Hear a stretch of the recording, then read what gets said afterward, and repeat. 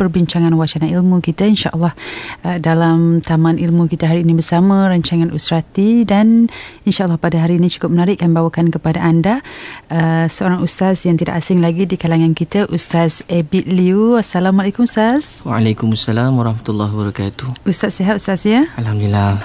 Hajah ni sihat Saya sihat alhamdulillah. Dan Ustaz yang berbara, Ustaz Abid Liu merupakan pengarah Transform Consultancy dan Senum Berhad.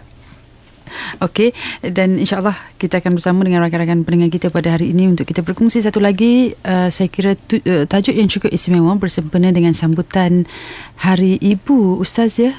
Terima kasih Hajah ni. Bismillahirrahmanirrahim. Assalamualaikum warahmatullahi wabarakatuh. Nahmaduhu wa nasta'inuhu wa nastaghfiruh wa na'udzu billahi min shururi anfusina wa min sayyiati a'malina, man yahdihillahu fala mudhillalah wa man yudlil fala hadiyalah, wa nashhadu an la ilaha illallah wa nashhadu anna Muhammadan abduhu wa rasuluh, amma ba'. Alhamdulillah tuan-puan sekalian, hari ini kita nak bincang-bincang pasal ibu ni. Dia kata apa? Biasa kita dengar hadis ni, orang siap buat lagu lagi tapi tak erti nak menyanyi lah. Dalam riwayat Bukhari daripada Abu Hurairah, seorang lelaki bertanya, siapakah manusia yang paling berhak untuk aku layan dengan sebaik-baiknya? Maka Nabi SAW jawab apa? Dia kata, ibumu. 3 kali Nabi tanya. Dia kata, Rasulullah, siapa yang paling layak untuk dapat layanan paling baik ni? Nabi jawab, ibumu 3 kali. Last kali baru Nabi kata, ayahmu. Untuk tu sebenarnya dia kata ibu ni ialah orang yang paling banyak berkorban untuk kita, sehingga dia rekodkan dalam Quran cerita bagaimana ibu punya pengorbanan. Dia kata ibu yang mengandung bersusah payah. Bukan satu ayat, banyak ayat beritahu macam mana pengorbanan seorang ibu. Kenapa? Sebab Allah pun perintahkan supaya kita beriman pada Allah, bertakwa pada Allah, bersyukur pada Allah dan suruh berterima kasih kepada ibu kita. Satu masa kadang kita fikir macam manalah nak balas jasa ibu ni. Satu hari satu orang sahabat Abu Burdah radhiyallahu anhu, dia lihat Ibnu Umar radhiyallahu anhu, dia tengah tawaf kat Kaabah. Masa tawaf tiba-tiba dia tengok ada seorang lelaki yang dia tengah dukung mak dia semasa tawaf. Kalau sekarang kita pakai tolak tu, dia dukung mak dia. Jadi masa dia dukung mak dia, kalau kita, ya Allah, adakah mak anak dukung mak masa tawaf? Tak ada lagi yang ini kan. Tolak boleh pakai roda tu pun rasa susah dah, berat. Ini dia siap dukung mak dia, maknanya dah hebat. Maka tengah dia dukung mak dia biarlah biasa kat sana mujahadah orang ramai. Maka dia kata apa? Dia kata, aku ni dah macam tunggangan yang hina. Dia geram tengah marah-marah tu terkeluar pada mulut dia, aku bagaikan tunggangan yang hina. Lepas tu nampak Ibnu Umar lalu kat sebelah dia. Dia tanya, wahai Ibnu Umar, adakah aku sudah balas jasa ibu aku dengan buat macam ni? Jawab Ibnu Umar, kamu tak balas jasa ibumu walaupun satu tarik nafas dia.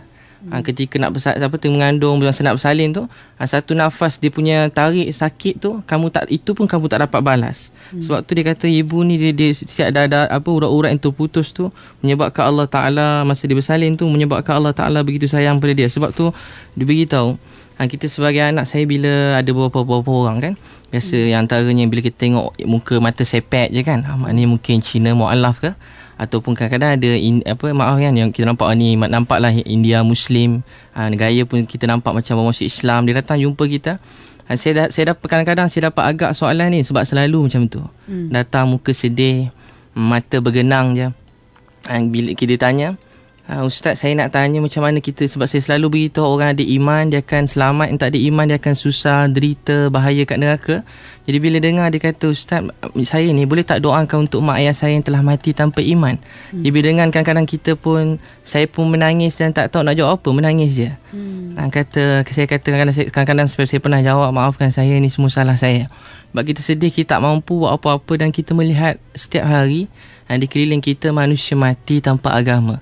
Jadi bila macam tu, bila saya pun menangis, saya kata maksud dia tak boleh nak doakan mak ayah dia keampunan. Untuk tu saya terfikir, orang yang bukan Islam, mak ayah dia telah mati tanpa iman, dia risau dan supaya mak ayah dia selamat. Tapi kita orang Islam, kita tanya diri kita, kata anak derhaka ni bukan mesti dia dera anak dia, dia dera mak ayah, dia pukul mak ayah dia, dia herdik mak ayah, bukan. Tapi dengan tidak mendoakan pun boleh menyebabkan jadi derhaka, takut-takut jadi derhaka. Sehingga ada ulama kata, kalau setiap lepas solat fardu tak doakan mak ayah, Kita mungkin takut termasuk dalam anak yang derhaka. Jadi kita terfikir orang yang bukan Islam menangis cerita macam mana supaya mak ayah diampunkan. Cuba kita periksa diri kita. Saya periksa diri saya dan kita semua. Berapa kali kita duduk dan kita menangis kata, wahai Allah, ampunkan dosa mak ayah saya bersungguh-sungguh. Wahai Allah, ampun dosa mak ayah saya. Pernah tak? Sebab tu bila satu orang kita biasa dengar nama Uwais Qarni, semua mana-mana ulama dalam Bukhari Muslim berceritakan Nabi sebut nama satu orang. Dia bukan sahabat, tapi nama dia disebutkan kerana kecintaan daripada Allah pada Nabi, dan dia sangat terkenal kerana hikmat daripada ibu dia. Pada satu hari Bukhari itu Nabi sebut dia orang yang sangat, Nabi sebut dua ciri Uwais ni, antaranya Nabi pernah sebut, dia kata dia sangat kuat berhikmat pada ibunya dan sangat mustajab doanya. Jadi kita bila dengar siapa Uwais Qarni ni, rupanya sampai Nabi perintahkan Umar dengan Ali radhiyallahu anhu pergi minta doa dia. Siapa Umar? Kata Nabi, kalau ada Nabi lepas aku, Umar yang paling layak. Tapi walaupun macam tu, Nabi perintahkan Umar dengan Ali, dua-dua khalifah yang insya-Allah tak tahu dia punya kehebatan. Banyak hadis beritahu mereka ni pula asyara mubasyarah, 10 orang dia jamin syurga. Tapi walaupun macam tu, dua orang ni dah hebat dah. Allahu Akbar. Nabi suruh minta doa daripada satu orang yang saleh. Untuk tu Nabi satu antaranya sahabat pun dengar, dan sahabat tak petikai. Dia bukan sahabat Nabi, dia tak pergi perang Badar, tak pergi Uhud. Tapi maka Umar telah cari siapa Uwais Qarni. Sebelum tu kita cerita ulama pernah kisahkan kisah Uwais Qarni yang dia selalu berkhidmat pada ibu dia, sehingga dia pergi mana-mana dia dukung mak dia ni. Satu hari dia pernah kata kat Uwais ni, dia kata Uwais ni dia orang yang ayah dia meninggal masa dia kecil dah, dan dia ada penyakit sopak, teruk penyakit sampai ada orang pernah kata dia gila sebab dengan pakaian dia yang biasa selekeh dengan ni. Lepas tu ya Allah, dengan dia punya badan nampaklah wajah muka dia ada sopak sebagainya, putih satu badan dia. Tiba-tiba masa dia tengah Uwais Qarni ni, mak dia kata, nak, mak ni lebih kurang dalam bahasa kita lah, kata dah tua dah ni. Jadi mak ingat nak pergi haji tak kesampaian lagi. 2-3 kali disebut ke anak dia lah. Sekali Uwais ni fikir nak pergi haji daripada Yaman nak pergi ke Mekah ni jauh. Jadi kalau nak pergi masa tu kena berapa ekor unta. Lepas tu kalau kita tengok cerita kan, dia ada macam apa kat atas tertutup supaya selamat pada hujan, orang tua pula. Jadi macam mana dah uzur sangat, sampai dia kena, last sekali dia buat macam mana, ada satu kisah dia kata, kita boleh jadikan pengajaran lah kisah ni. Dia sampaikan setiap dia beli seekor lembu, binatang. Depan dia setiap hari dia dukung buat naik atas bukit. Pergi buat naik atas bukit. Orang sampai orang kata gila. Dia buat rumah lembu atas bukit. Siang kat bawah, malam kat atas. Orang kata gila Uwais ni. Kenapalah lagi dukung je lembu? Rupanya sebab apa? Orang pun saya pun mula-mula bila dengar kisah ni pada ulama dalam kitab beritahu. Bila kita dengar kisah ni, baca kisah ni, saya fikir pada mulanya, saya fikir mungkin dia nak sara lembu tu, dia nak beli, nak tunggu satu masa boleh pergi haji. Tapi rupanya tak lama, 8 bulan lepas tu, rupanya dia nak bawa mak dia pergi haji. Macam mana? Dia dah latih badan daripada berapa kilo sampai ke lembu jadi 100 kilo, dia angkat atas kepala, dia latih angkat berat sikit-sikit. Kalau angkat berat kan sikit-sikit dukung, rupanya nak dukung mak dia bawa pergi haji. Tuan-puan bayangkan, daripada Yaman nak pergi ke sana, dukung mak letak atas kepala dia. Letak tangan dia kedua telapak atas tu, bawa mak dia sampai ke sana. Allahu Akbar. Sampai sana, kemudian bayangkan semua dia buat tawaf, sa'i semua sekali dengan keadaan didukung mak dia. Macam ni Uwais Qarni rahmatullah alaih. Dia bukan sahabat, tapi Nabi sebut nama dia. Jadi tuan-puan bayangkan, kerana ini sampaikan orang lepas tu satu masa mak dia pernah tanya pada Uwais, mak tengok kamu sepanjang tawaf sa'i ni mulut kamu asyik baca benda yang sama, tapi mak tak tahu apa dia. Kamu sebut ulang benda yang sama, apa kamu sebut? Dia kata, mak saya doa, wahai Allah ampunkan dosa mak saya. Wahai Allah ampunkan dosa mak saya. Sepanjang tawaf sa'i itu je doa dia. Wahai Allah ampunkan dosa mak saya. Wahai Allah ampunkan dosa mak saya.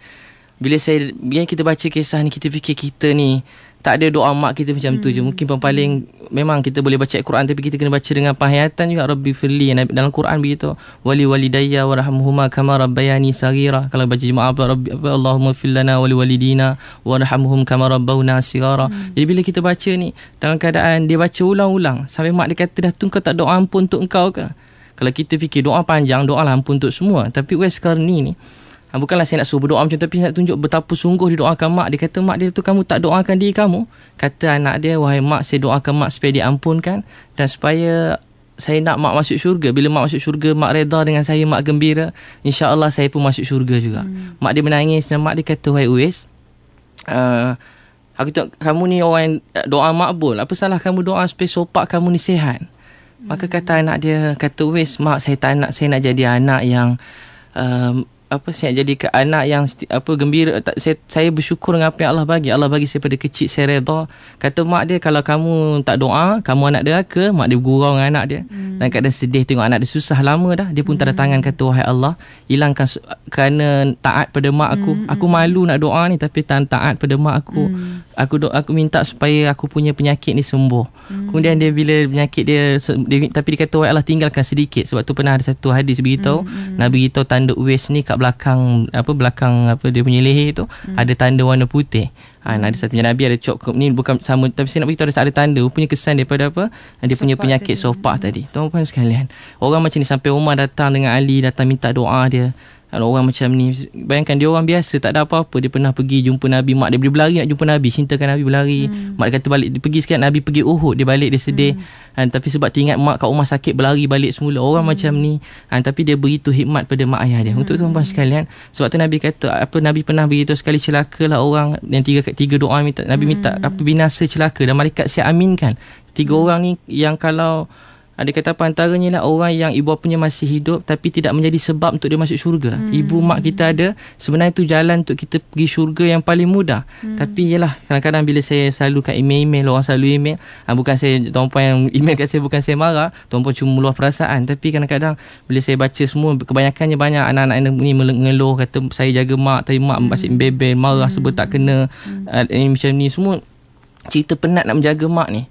Semua orang dia kata, Ustaz tolong bagi semangat, saya tahu penting jaga mak ni, yang faham sikit nak jaga mak, tapi mak saya macam ni, asyik marah, saya tak tentu pasal, rosakkan rumah tangga saya macam ni. Jadi bila saya dengar, saya kata mustahil ada mak nak rosakkan rumah tangga anak dia. Tapi sebenarnya apa mak nak? Bila orang dah berumur, contoh cuba dengar apa dia nak, cuba ajak duduk bandar, tak nak. Dia nak apa? Dia nak anak dia bahagia je. Ni sifat mak. Kita jaga mak ayah, tunggu saat-saat akhir kita kata, long bukan lama dah kita nak pujuk adik-beradik kita jaga. Bukan lama dah, sikit je lagi, dah tua dah tu, dah huzur dah nazak tu, kita gila-gila lah. Ni lah saat-saat akhir. Ayat tu baik, tapi kalau dia kenang-kenang, tak ada mak besarkan anak untuk supaya anak berjaya. Bagi dia tak nak, dia bukan nak apa sangat pada anak. Mak dia tumpang gembira, kadang anak tak balik pun, tak pernah jenguk dia pun, cakap pun tak nak. Dia sedih, tapi depan orang dia kata, alhamdulillah, anak saya semua dah berjaya, anak saya semua dah bekerja, anak saya dah macam ni. Inilah hati seorang ibu. Sebab tu dia kata, ibu kalau tengah sakit malam, dia sakit teruk, tak boleh bangun, teruk. Kalau nak kira-kira, kalau orang lain tu kira nazak dah, teruk. Tapi kalau dia tengok anak dia yang kecil sakit, dia lupa dia punya sakit, dia bangun, dia berlari untuk tolong anak dia. Tapi sampainya hati anak-anak hari ini, termasuk saya dan kita semua, kita selalu dengan mak ayah kita, kita buat lebih kurang je kan. Untuk kerana tuan-puan sekalian, kita kena sentiasa doakan mak ayah kita. Banyak doakan mereka bersungguh-sungguh. Minta ampun, wahai Allah, ampun dosa mak ayah saya. Sebab kita semua tak terlepas pada dosa. Sebab tu dalam hadis Nabi, satu orang dalam kubur dia azab. Saya selalu beritahu hadis, tapi azab kubur diberhentikan sebab masa makan dia baca bismillah. Baca bismillah, azab kubur mak ayah diberhentikan. Tuan-puan bayangkan kalau anak-anak jadi orang yang baik, cemerlang, mendoakan, buat kebaikan, bangunkan agama. Bayangkan betapa banyak saham mak ayah dalam kubur. Untuk tu kita yang dah dewasa, yang dah berkeluarga, ada anak-anak, kadang-kadang kita lupakan mak ayah kita. Untuk tu bagilah masa untuk mereka. Pandang mereka yang kasih sayang. Hadis Nabi, siapa pandang wajah ibu bapa kasih sayang, Allah beri pahala haji. Allah beri pahala haji. Pandang kasih sayang, Allah beri pahala haji.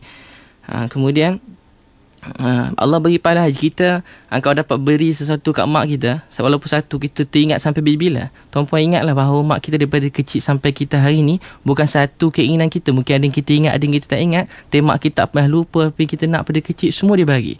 Tapi satu dua perkara dia minta, itu pun kita ingat sampai satu, kita teringat sampai sekarang sebab satu je kebaikan kita kat dia. Tapi dia punya kebaikan pada kita tak berhenti-henti. Sebab tu Nabi sendiri telah puji Uwais Qarni ni, minta doa dia. Sebab apa? Antara amalan yang paling mulia, dia jaga ibu dia. Itu masa kita mulalah jaga ibu dengan apa? Antara perkara kita boleh buat je lah, kita biasa pandang wajah kasih sayang. Kata Nabi, pandangan sayang rasa dapat pahala haji. Walau jangan pandang rasa benci. Kemudian dia kata Nabi bila balik rumah dia selalu pegang tangan isteri dia berjalan. Kadang-kadang dia berjumpa sahabat-sahabat lama tak jumpa, dia pegang tangan, dosa berguguran. Jadi balik kita jumpa mak kita, pegang tangan dia, jalan sekali dengan dia. Kalau lagi bagus, bawa Uwais Qarni tu, bawa mak ayah kita pergi haji, pergi umrah, bawa dia, pimpin dia, jangan tinggal dia. Kat sana kawan jalan lagi, bunga besar kat isteri, bagi dia gembira, dia seronok melompat-lompat. Dia tayang kat Facebook dia kan, contoh gembira kat kawan-kawan, tengok sayang suami saya kat saya. Kadang-kadang kita buat apa-apa nak bagi dia surprise, tapi dengan mak ayah kita tak buat macam tu. Buatlah sekali-sekala. Saya pernah ada mak ayah pun sama juga macam tu. Tiba-tiba masa saya pergi belajar, masa tu dia orang ada ni sikit sedih sikit lah, patutnya masa kerja tapi pergi belajar pula lagi. Dia agak sedih. Saya tulis surat pada dia. Saya tak pernah tulis surat sepanjang hidup saya. Saya tulis surat daripada Pakistan, tulis wahai ayahanda. Tak pun ayah saya yang tuan-tuan tahu Cina pula kan. Bayangkan tiba ayahanda. Saya tulis panjang. Saya tulis satu muka depan, muka belakang. Saya tulis I love you, I love you, I love you, I love you. Saya tulis kereta api sambil saya menangis. I love you, I love you. Sebab saya sedih. Masa saya keluar, mak ayah saya kata, kalau keluar rumah ni, bukan kerana salah dia, sebab dia hidup susah. Jadi dia kata kalau keluar rumah jangan saya tak nak sebut lah ayat tu. Mak saya mungkin dengar juga. Tapi maksudnya dia macam marah saya pergi. Tapi setiap hari saya tulis kereta api, walaupun gegar kereta api 2 hari tu, saya tulis tu je. Tak tahu nak tulis apa dah. Saya tulis sayang ayah, minta maaf tak berkhidmat pada ayah lagi. Tapi balik ni Ebit mesti berkhidmat pada mak ayah. Tulis. Ebit dah doakan, kalau mak ayah marah habis lah. Tapi agama ni penting juga. Tulis. Kerana untuk demi hidupkan agama. Tulis panjang. Mak saya cerita, dia kata ayah saya setiap malam dia manja ayah saya. Dia pakai spek mata, tulisan Cina dia suka baca, tulisan Melayu dia tak nak baca. Tapi dia ambil surat tu, dia baca balik. Sebab walaupun ayah sangat garang, tak pernah menangis, setiap malam dia ambil surat kita. Mak saya pun ambil surat yang sama, dia baca lagi. Sebab tu bila saya dengar tu, adik saya beritahu pada saya, bukan 3 hari sekali saya tulis surat, 3 hari sekali saya tulis surat pada mak ayah saya. Untuk puan sekalian, kita buatlah apa-apa benda tu tidak jadi dosa. Raikan mak ayah kita. Buat apa setiap, ada orang kata hari ibu ni jadi haram. Dia jadi haram kalau kita cuma hari ibu buat baik, hari lain kita hina dia, tu jadi haram. Tapi kalau sepanjang hidup kita hargai mereka, buat apa yang kita boleh buat. Hari ibu bagi hadiah, bagi. Hari lahir mereka bagi hadiah, bagi. Buat apa saja, apa sangatlah. Kadang-kadang dia bukan nak duit kita. Balik rumah, kita bila ada duit, kita balik kampung. Bila tak ada, kita senyap je kat bandar. Sebab kita rasa malu. Duit banyak, kita balik. Itu bila lepas 6 bulan bawa tunggu duit banyak. Kadang-kadang tak dapat. Ingat dapat, tak jadi pula bonus tu. Kamu nak marah ke bos, bonus tak jadi. Marah ke siapa-siapa, bonus tak jadi, sedih. Tak jadi balik. So, mak kita bukan nak duit kita sangat. Kita balik, kita bagi dia RM10, bagi dia RM50 ikut kemampuan kita. Mak kita Allah suka buat baik pada mak. Sebab tu dia kata keredaan Allah terletak pada keredaan ibu bapa. Apa maksudnya? Kita berkhidmat pada mak kita. Termasuk juga yang bukan Islam dengan mak ayah kita khidmat pada dia. Walaupun dia halau pada rumah satu orang sahabat, dia masuk Islam, dia halau mak dia tak nak makan, mengajuk dia balik, dia pujuk sampai dia ambil makanan, mak dia sepak. Ambil makanan dia bagi kat mak dia sepak lagi, bagi lagi mak dia sepak lagi, dia pujuk lagi mak dia. Inilah Islam. Walaupun mak ayah kita halau kita pada rumah kerana Islam ni, kita pergi pujuk dia. Itu mak ayah yang bukan Islam. Ni pula kalau Islam, maafkanlah dia salah silap dia. Tak ada mana-mana mak ayah benci anak-anak. Cuma kadang-kadang dia tak sedar apa dia buat. Kita sendiri pun, kita tahu, kita yang belajar ni, kita tahu anak tak boleh dijentak, tak boleh jerit, jerkah dia kuat. Itu bukan kerana kita terjerit, kita sedih. Ini kan pula mak ayah kita. Jadi tuan-puan sekalian, untuk kita mulakan apa-apa ni, supaya Allah Ta'ala kasih pada kita, supaya Allah sayang pada kita semua. Khidmatlah pada mak ayah kerana Allah, dan Allah tak pernah sia-sia. Tak ada orang nampak kita tolong buat satu benda demi mak ayah. Mak pun tak terima kasih, tak apa. Ayah pun tak nampak, mak kita tak nampak kita berterima kasih pada dia. Tapi Allah tak pernah sia-siakan kebaikan. Hal jazaul ihsani illal ihsan. Setiap yang baik, Allah pasti balas dengan kebaikan. Allah tengok, Allah suka. Buat baik, Allah suka. Allah kata malaikat tengok hamba aku, dia senangkan mak dia. Kisah yang kita dengar dalam Bukhari, yang kisah 3 orang, salah seorang dia dia setiap malam sebelum tidur bagi minum susu pada mak ayah dia sebelum bagi pada isteri anak-anak dia. Dalam hadis Bukhari tu kata dia berdiri tepi katil. Saya bila dengar ni, saya cuba nak fahamkan kenapa dia berdiri, kenapa tak tunggu je susu. Saya selalu fikirin susu dia tak basi ke apa, tapi dia punya kesungguhan kerana Allah. Dia kata, wahai Allah, dia berdiri tepi katil sampai pagi.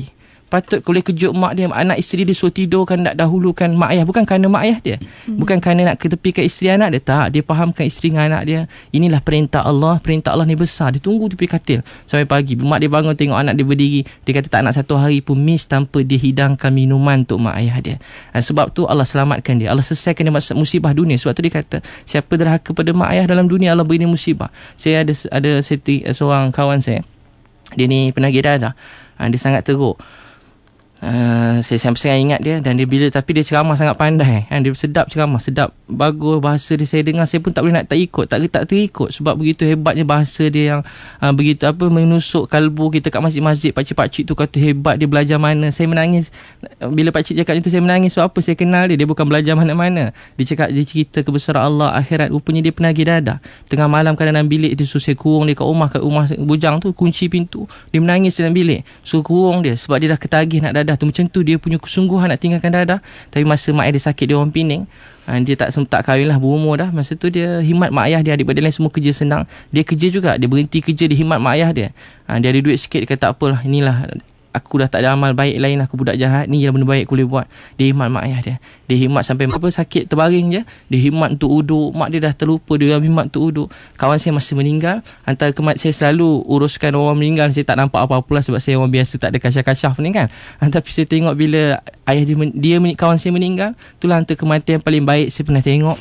Wajah dia sangat berseri-seri, senyum. Saya pun tak tahu saya boleh mati macam tu. Orang nampak saya, orang mungkin tuan-puan nampak saya ceramah kat sini, tapi saya tak tahu apa nasib saya lagi. Tapi kawan saya tu walaupun penagih dadah, dia insaf dia tagihan dadah dia, dan dia boleh hikmat mak ayah dia. Tuan-puan sekalian, kita banyak ilmu yang belajar tinggi-tinggi ni, jadi sayangilah mak ayah kita. Walaupun kita Perdana Menteri, walaupun kita siapa-siapa pengarah, balik rumah kita seorang anak yang biasa. Jadilah macam budak-budak suruhan, jadi macam kuli kat rumah kita, betul-betul hikmat, tapi kerana Allah. Semoga Allah fahamkan kita semua, insya-Allah. InsyaAllah. Saya rasa macam dalam satu program motivasi pula, Ustaz. Itulah. Tersentuh hati dengan semua cerita. Apapun, kita buka talian pada rakan-rakan pendengar kita. Boleh hubungi kami 0362051500. Ada soalan dan juga pandangan, ataupun inginkan pencerahan daripada yang berbahagia Ustaz. Tajuk kita hari ini, Ibu Engkau Ratu Hatiku. Baik, boleh hubungi rakan-rakan pendengar kita. Rakan saya Mona Jasman menanti panggilan daripada anda pada waktu ini. Cukup menarik sekali kisah yang Ustaz kongsikan dengan kita, dan kita bersama dengan pemanggil kita pada waktu ini, Ustaz, ya. Kita bersama dengan Ina dari Shah Alam. Ya, dulu ada seorang mak sakit kan. Tapi masa ada tu memang kita tak ingat, dah tak ada ni baru terasa. Masalahnya macam mana saya nak buat kebaikan buat arwah mak saya ni yang dah tak ada. Dulu masa ada kita tak nak buat baik dengan dia, sekarang dah tak ada. Baru saya teringat kalau macam pasal-pasal hari ibu semua kan, jadi ingat baliklah dosa saya dengan mak saya. Boleh tak Ustaz tolong cara yang terbaik buat saya buat kebaikan buat mak saya yang tak ada. Baik, dari Puan Ina dari Shah Alam, dan kita bersama dengan satu lagi pemanggil kita, Anissa dari Johor. Saya hanya ada soalan antara suami dan orang tua. Hanya itu sahaja. Apa yang harus saya lakukan, karena ibu bapa saya ada di Indonesia, dan suami saya macam tak memberi keizinan lah untuk saya berkhidmat pada ibu bapa. Hanya itu sahaja pertanyaan saya. Tolong antara suami dan orang tua. Baik, kita ada dua soalan, Ustaz. Silakan, Ustaz. Baik, yang pertama Puan Inah, sesungguhnya Allah SWT ni pengampun dan penyayang. Sebab tu Nabi dia beritahu, wahai orang melampaui batas. Bukan Puan Inah, tapi siapa-siapa bahkan lerusnya lebih teruk lagi. Dan kalau perempuan tak buat yang teruk lah, tapi kalau ada orang buat lagi jahat pada mak dia, sesungguhnya berterusan amalan dia. Salah satu yang paling besar ialah anak-anak. Untuk tu anak-anak ni sentiasa buat baik. Terus buat kebaikan, mudah-mudahan sebab tu mak puan dapat kebaikan juga. Kalau bukan Islam pula, usaha doa supaya mak ayah kita dapat mengucap syahadah. Mungkin kurang sikit amalan dia akhir usia, kadang-kadang bila kita hikmat tawan hati dia, dia dapat ucap kalimah syahadah, kurang-kurang kita boleh doakan dia.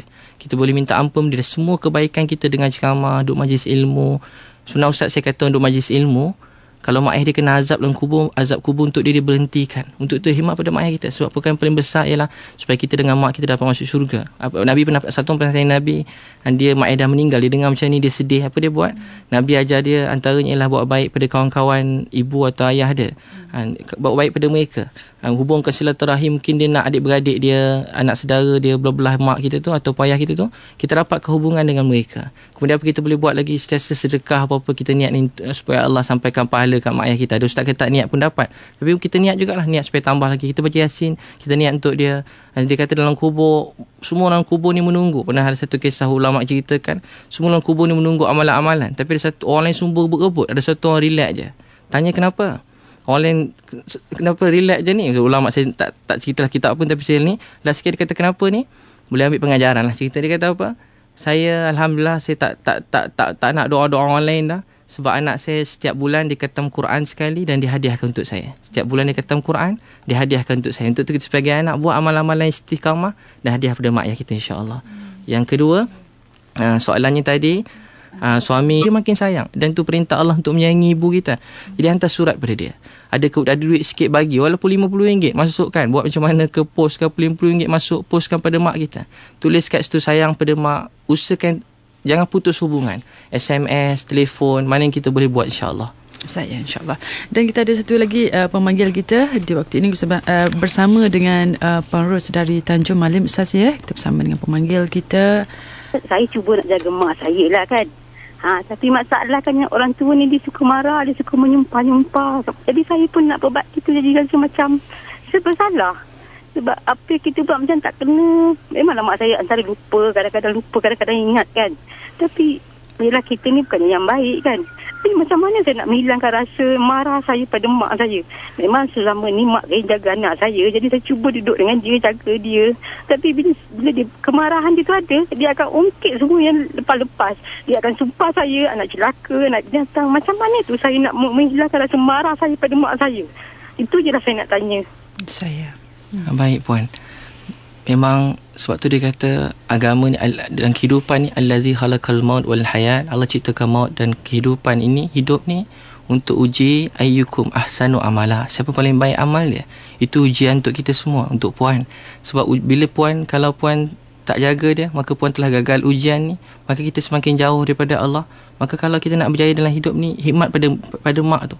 Hikmat pada mak. Sebab tu Nabi SAW, bila kita baca kisah Nabi ni, saya selalu sebut bila Nabi, orang macam sejahat, orang macam Wahsy, macam Hindun, macam Ammar pun, bila Nabi lihat dengan penuh rasa sayang. Untuk tu ini kan pula mak kita. Jadi untuk tu bila jadi macam tu, jangan kenang-kenang mulai ni kata saya sayang mak saya. Jangan kata benci, jangan kata merasa tak marah dia. Sebab walaupun dia kata, ada orang kata saya mak kata macam-macam binatang, tak baik pada kita. Dia kata nanti kita jadi macam tu. Tak. Apa kita buat je sahabat tadi, mak dia sepak dia, itu lagi teruk, suruh keluar pada Islam. Kalau macam tu kita tak keluar, tapi terus kena hikmat. Itu mak kita tak suruh kita keluar pada Islam, sebab pada perut dia kita dapat Islam. Kalau kita keluar pada perut orang lain, mungkin kita tak Islam. Tu terima kasih pada dia. Itulah perkara yang paling besar sekali. Anak-anak kita yang kita tengok kita sayang tu akan masuk syurga sebab daripada mak kita yang Islam. Mungkin dia tak apa baik, tak apa bagus akhlak dia, agama mungkin dia kurang, tapi melalui perut dia kita dapat Islam. Jadi apa kita buat macam sahabat tadi, dia pergi, mak dia sepak dia, saya tak habis cerita, dia sepak, dia pukul, dia pujuk lagi mak dia, mak dia sepak, last mak dia tak tahan. Orang dia buat apa macam tu dengan mak kita. Hikmat pada dia. Bila tengah marah, ingat Nabi kata pandangan kasih sayang Allah beri pahala haji. Tengah marah jangan fokus pada apa yang dia marah, ingat pada kebaikan dia. Duduk seorang-seorang malam-malam tulis kebaikan dia. Kalau kita mula tulis, bila kita mula bersyukur, Allah tambah nikmat. Boleh, insyaAllah, Puan. Saya, tuan kata reverse psychology. Kalau kita marah macam mana pun, terbitkan rasa kasih. Lihat ibu dengan penuh kasih sayang, insyaAllah. Anak kita pun akan melayan benda yang sama. Betul. Pada kita, Ustaz, ya. Baik, kita bersama dengan pemanggil kita yang seterusnya. Kita dengarkan Rosna dari Kelang. Saya ada mak saya ni macam adik-adik saya ramai, macam dalam 12 orang macam tu. Jadi mak saya ni suka macam ambil-ambil kasih sayang kan.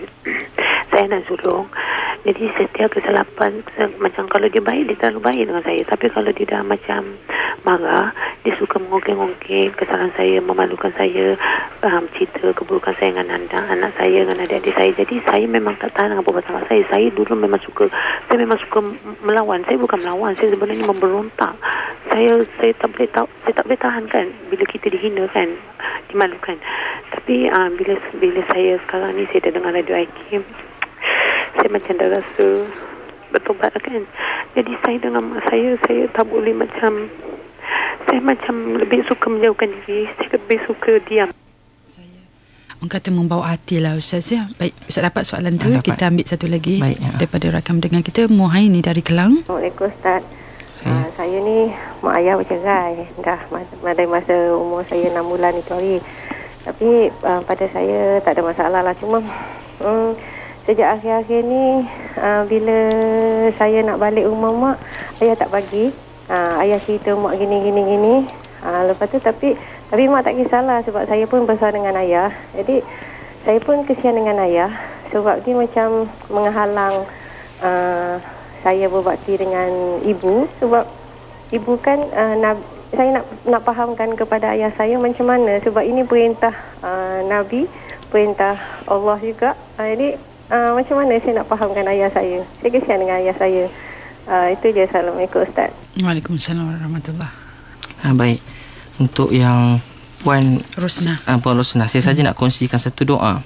Doa ni dia kata untuk supaya mak ayah kita lembut hati, supaya dia taat, seluruh keluarga kita taat. Dalam kitab satu kitab Durrul Mansur, satu orang sahabat ni, Masyar tanya pada Talhah radhiyallahu anhu. Dia kata anak dia tidak taat, tapi dalam doa ni untuk supaya kalau dalam doa sebut nama mak ayah kita, dia kata supaya bila kita baca doa ni insya-Allah keluarga kita taat. Dan saya selalu buat ketika sujud syukur. Apa doa dia? Surah Al-Ahqaf ayat 15. Surah Al-Ahqaf ayat 15. Lebih kurang dia punya bunyi dia. Ayat dia apa? Rabbi auzi'ni an ashkura ni'mataka allati an'amta alayya wa ala walidayya wa an a'mala salihan tardahu wa aslih li fi dhurriyyati inni tubtu ilaika wa inni minal muslimin. Al-Ahqaf ayat 15. Baca doa tu selalu sujud syukur. Baca doa tu sujud syukur. Kemudian apa kita buat? Bila dia kata dalam dunia ni sebenarnya fahamlah bila kita ada anak, mak ni sebenarnya mak sebenarnya dia tak pernah bezakan anak-anak sebenarnya. Cuba tu kalau puan insya-Allah ada anak, saya pun ada anak juga. Saya ada anak sekarang baru 2. Tapi saya nampak ialah berdasar kita ceramah ke orang kan kita pun lupa.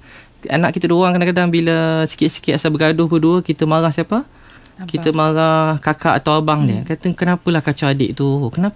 Ya Allah kakak, kenapa kacau adik? Jadi sebenarnya dalam psikologi dia kecil dia pula kena. Tapi kalau kita marah kakak dia makin merontak. Mak aku sikit-sikit adik aku. Kita perasan apa jadi? Abang kakak dia merajuk pergi kat bilik lain. Tak nak tegur mak dia sikit-sikit dia salah. Jadi dalam kepala dia sebab tu saya kata mak ni tak pernah benci mana-mana anak sebenarnya. Wallah tak ada mak dia benci-benci beza-beza anak. Tak ada. Walaupun dia suruh pujian tu je. Dia tak ada ke tak sayang ini? Tak. Sebenarnya apa? Sebenarnya dia cuma mungkin dia kurang tersilap dalam mendidik tu. Tapi kita sangka macam tu. Kita suka nak pergi layan jauh-jauh. Tak, mak dia tak ada yang benci pada anak dia. Jadi apa kita buat? Kita layan himat pada dia. Dia kata dunia ni tempat kita memberi. Bila kita memberi, kita pasti menerima. Ada orang pergi kat bank, dia cocok duit. Dia tekan-tekan RM1,000. Dia kata tak ada duit ni. Dia pun pergi, dia tekan satu ATM lagi rosak. Dia masuk dalam, dia marah. Kenapa tak ada duit? Dia tekan dah RM1,000 tak keluar. Kenapa semua rosak? Banyak saja je. Orang tu pun tanya nama IC pula. Orang ni dia pun tanya sekali dia bila keluar dia cek-cek, dia kata tuan dalam akaun ada 2 sen je. 2 sen? Dia kata itulah sebab macam kenapa tekan RM1,000. Jadi apa dia kata bukan bank banyak duit. Dia kata banyak lah, bukan duit tuan lah. Jadi apa saya nak kata apa yang kita tanam itu kita tuai. Apa kita masuk itu kita dapat. Selalu benda ni bukan cerita-cerita. Bila kita beri, ada satu orang pakcik saya, dia ni Buddha, dia bukan Islam. Sebab tu dia kata buat baik pada mak ni dalam dunia pun dapat walaupun orang bukan Islam. Orang Islam biasa Cina yang kaya-kaya ni biasa dengan mak dia cukup baik. Dan dia suka tolong orang. Dia buat macam-macam kebaikan. Pakcik saya seorang Buddha, daripada adik-beradik saya, ayah saya, dia yang paling miskin, paling susah. Baca surat khabar Cina, baca Nanyang Siampau pun tak boleh. Ini kan pula berita harian, utusan, harakah memang tak boleh lah. Jadi semua tak boleh baca, tak faham. Tapi walaupun macam tu, dia susah hidup dia. Yang lain sumpah dia pandai. Tapi dia duduk dengan mak saya, nenek saya. Dia duduk, yelah terpaksa tak ada rumah, susah duduk situ. Tapi dia hikmat sungguh-sungguh. Sampai makcik saya kata, dia siap beli tilam. Tilam tu siap ada air. Dia kumpul duit, ingat nak belanja isteri dia. Rupa dia belikan tilam air untuk mak dia. Biasalah orang tu mulut macam tu. Tapi dia paling sabar. Duduk tak pernah marah, relax. Dia buat tak tahu je. Satu memang dia jenis macam tu juga. Buat tak tahu je jenis perangai dia. Ada orang ni maksud saya ialah kita berkhidmatlah pada mereka. Tuan-puan akan tengok bila kita berkhidmat, Allah beri kita kebaikan. Mungkin bukan melalui mak kita tu. Nampak akan datang rezeki, anak-anak kita akan berjaya. Fahamkan anak kita, dia dah tua. Kita pun sudah tua silap. Sebab tu selalu tak dulu kecil-kecil. Saya ingat budak kata apa? Tunjuk kakak-kakak kita. Tengok kakak kita tu. Dia ada tengok bulu ketiak. Ya Allah, tengok kita pula ada bulu ketiak. Maksud saya lah bukan je bulu ketiak tu.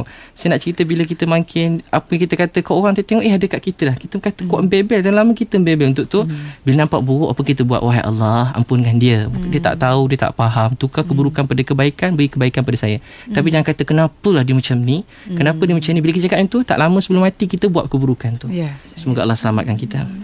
Ya, selalu refleksi pada diri kita. Betul. Baik, kita ambil satu soalan daripada rakan-rakan pendengar kita. Sebenarnya kita ada banyak juga soalan yang tadi yang maki apa? Yang mak ayah dia bercerai tu. So puan bukan maksud dengan ayah kita, walaupun mak kita cakap macam tu. Sebab tu dia kata bila kita bawa isteri depan mak kita, janganlah kita terlalu manja-manja isteri kalau kita anak lakinya saya kan. So depan mak jangan kita manja pergi suap isteri depan mak. Mak pun tengok dengan mak tak suap-suap. Bukanlah mak kan nak kasih sayang juga. Di depan mak buat biasa-biasa je. Tapi kat rumah nak suap ke nak buat apa suka hatilah kan. Jadi sama juga dengan depan mak kata ayah kita diam je. Jangan marah dia diam. Tapi bila ada masa curi peluang, hikmat pada ayah juga. Jangan sebab orang kata mak 3 kali, ayah dilupakan. Tak, Nabi tak suruh macam tu. Ada juga ayah tu, tapi maksudnya ialah depan mak kita layan dia, pergi jumpa ayah, layan ayah, bukan hipokrit tak, tapi kita tak ditugaskan jaga hati dua-dua. Macam tu insya-Allah. Itulah untuk Puan Rosna, janganlah jauh hati dengan ibu. Masa ibu kita masih ada, berilah khidmat yang sebaik mungkin. Kalau tak ada, besok akan menyesal, percayalah. Saya. Okey, kita ambil satu lagi soalan daripada rakan pendengar kita, Encik Abdul Karim dari Kuala Lumpur. Saya ingin tanya, adakah apa-apa perbezaan hubungan di antara ibu tiri dan anak tiri? Apakah tanggungjawabnya di antara ibu tiri dan anak tiri? Adakah apa-apa perbezaan dengan ibu kandung dan anak kandung? Terima kasih Ustaz. Assalamualaikum. Waalaikumsalam. Terima kasih banyak. Dan juga kita mungkin dapat raikan satu soalan. Mak mertua, kita kena jaga dia macam mak kita. Walaupun kita dah bercerai dengan isteri kita, mak mertua tu dengan kita tak boleh kahwin. Dia tetap dia jadi dengan kita, jadi yang orang kata macam dah mak betul. Sebab tu dia kata sambil bila kita kena jaga mak mertua dengan mak kita, mak mertua dengan mak kita. Satu lagi, bila kita khidmat macam tu, Allah Ta'ala akan beri pahala sama macam kita khidmat pada mak juga. Sebab apa? Sebab mereka je lah yang jaga kita, insya-Allah. Satu lagi, kalau saja nak kongsi, ibu mertua pula kan, apa kita buat? Kita nampak isteri akan mula sayang mak kita kalau kita sayang mak dia. Kalau ibu tiri pun sama jugalah Ustaz. Ibu tiri pun sama. Kita pergi khidmat pada dia, tolong dia, nanti Allah Ta'ala yalah beri pahala begitulah, insya-Allah. Sayang.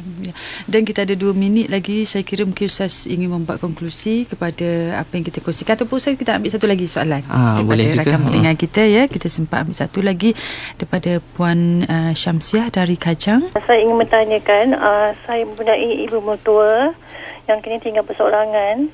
Jadi langkah saya ingin mengambil ibu mertua saya untuk ikut serta tinggal bersama dengan saya. Tapi masalahnya ibu tidak mahu. Jadi boleh tak Ustaz bagi cara lain untuk saya dapat berbakti, dapat berkhidmat jugalah. So antaranya kalau kita ada duit yang lebih, so kita carikan orang, kalau dia sakit lah, kalau dia uzur, carikan orang bantu kat rumah. Kita pastikan ada, saya pernah dengar ada orang mak dia tinggal kat kampung, anak tinggal bandar, mak dia nak pergi pasar, mak dia terletih bawa kereta, bawa motor, nak beli lauk punya susah. Jadi nak lauk pun tak ada. Jadi macam ni kita fikirkan makanan dia, urusan hidup dia, selalu telefon dia, tanya khabar dia. Kita tak tahu kalau dia tiba jatuh, pensan. Jadi itulah cara untuk siasa. Yalah, kita boleh paksa mak kita, mana ada mak kampung nak pindah bandar, jangan-jarang. Kita pun takkan nak balik kampung, tapi kita boleh buat, kita sentiasa berkhidmat pada dia, dengan hubungi dia, apa-apa keperluan kita cuba penuhkan, cari sesiapa jiran kat situ, kita bayar dia ke untuk bantu kita bayar minyak dan untuk beli apa-apa untuk ibu kita kalau dia tinggal seorang-seorang macam tu lah, insya-Allah. So tuan-tuan, saya saja nak kongsi beberapa doa, antaranya supaya anak-anak kita ni taat. Biasa surah, ada satu orang ustaz, dia kata tengok anak orang tu biasa je, tapi dia kata tiba anak dia semua jaga sangat semayang, masuk waktu semayang. Antara dia kata dia selama suami isteri. Kemudian kita ketika wanita haid saja, hadiah untuk ibu-ibu ni kan, untuk kakak-kakak semua sekali, baca doa ni ketika haid. Dalam kitab Durratun Nasihin, Nabi ajar doa pada Aisyah, alhamdulillahi ala kulli hal wa astaghfirullah min kulli zanbi. Hari pertama haid baca doa ni, insya-Allah sepanjang haid Allah beri pahala ibadat. Alhamdulillahi ala kulli hal, segala puji bagi Allah atas semua keadaan, wa astaghfirullah min kulli zanbi, dan ampunkan dosa-dosa aku.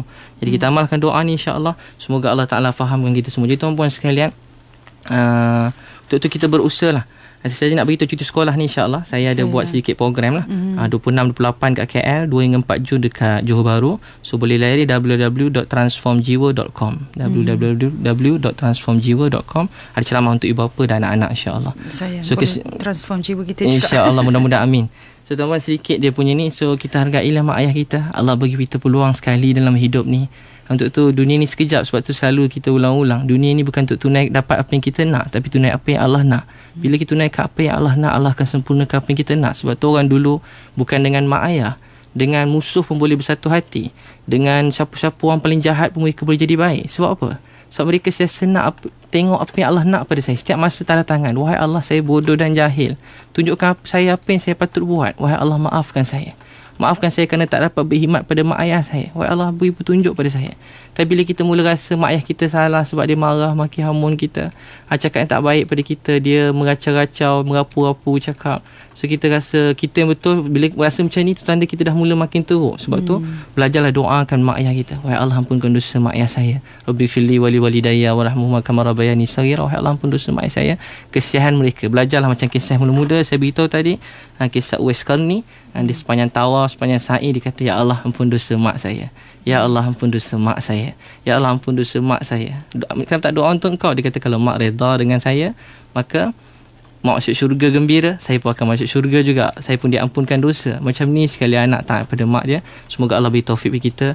Mulai hari ni setiap hari belajar, berdoa. Kalau tak boleh menangis, cucuk mata tu.